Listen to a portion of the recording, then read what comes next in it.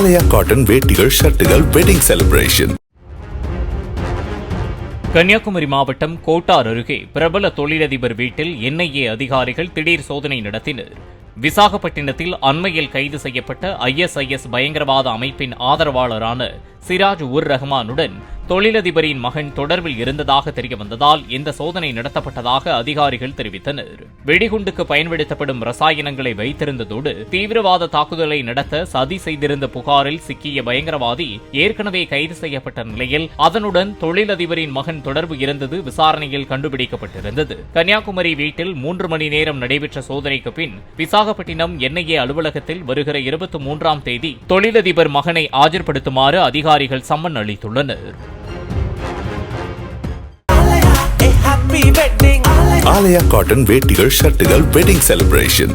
Play store மற்றும் app ஸ்டோரில் இருந்து பாலிமர் செயலியை QR கோடு மூலம் பதிவிறக்கம் செய்யுங்கள். செய்திகளை உடனுக்குடன் பெறுங்கள்.